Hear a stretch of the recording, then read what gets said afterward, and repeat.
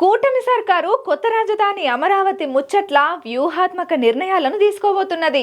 AP రాజధాని అమరావతి కేంద్రంగా కీలక నిర్ణయాలు అవుతున్నాయి. ఇక ఇప్పటిదాకా ఆర్థిక సమీకరణల మీద మల్ల గుల్లాలు పడ్డ కూటమి సర్కారు ఇప్పుడు నిర్మాణాల మీద కసరత్తులకు జరంత గట్టిగానే ప్లాన్ చేస్తున్నది.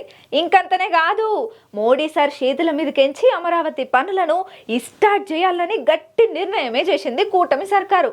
అయ్యో, మీతోని ముచ్చట్ల పడి నేను వార్త పురాగా చెప్తూనే ఉన్నానా?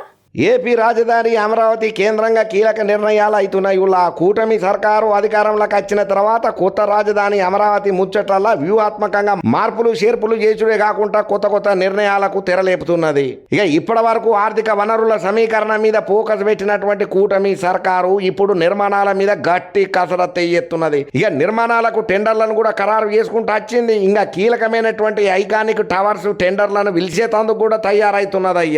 ఇక మోడీ సార్ చేతుల మీదుగా అమరావతి నిర్మాణ పనులను స్టార్ట్ చేయాలని చెప్పి చంద్రాల్ సారు పవనాల్ సారు బాగానే ఆలోచన చేసి మోదీ సార్కు ఆహ్వానం కూడా చెప్పిండ్రట. దీనికి మోడీ సార్ కూడా బరాబర్ ఆతే అము కైకుల్ నై ఆతే ఆంధ్ర బోలే తో మాకు బహుత్ పసందే మేరకు బహుత్ దిల్ లగ్తా హై పవన్ కళ్యాణ్ కో ఆప్కో దేకే అని అన్నాడట మోడీ సారు.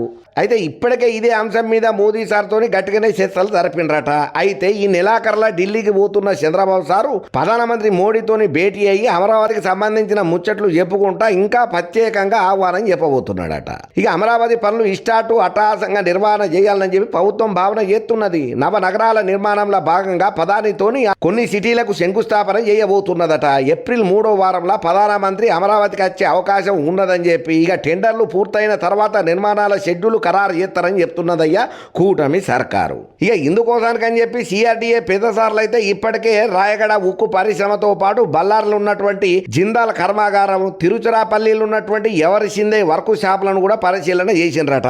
రాయగూడల ఉక్కు కొని బళ్ళారి, తిరుచిరాపల్లిలో ఫ్యాబ్రికేట్ చేయబోతున్నారట. తొందరలోనే మద్రాస్ ఐఐటి నిపుణులు వచ్చి పునాదుల ప్రతిష్టను పరిశీలించబోతున్నారట. రాజధానిలో సువిశాలమైనటువంటి రహదారుల నిర్మాణం చేసి చెన్నై కోల్కతా హైవేతో పాటు ఇన్నర్ రింగ్ రోడ్డు అనుసంధానించేటట్టుగా ప్రభుత్వం దృష్టి పెట్టబోతున్నదయ్యా. ఇక ఇన్నర్ రింగ్ రోడ్డుకు రాజధానిలోని అన్ని ప్రధాన రోడ్లకు అనుసంధానం చేసేటట్టుగా డిపిఆర్ అయితే రూపొందించిండ్రట.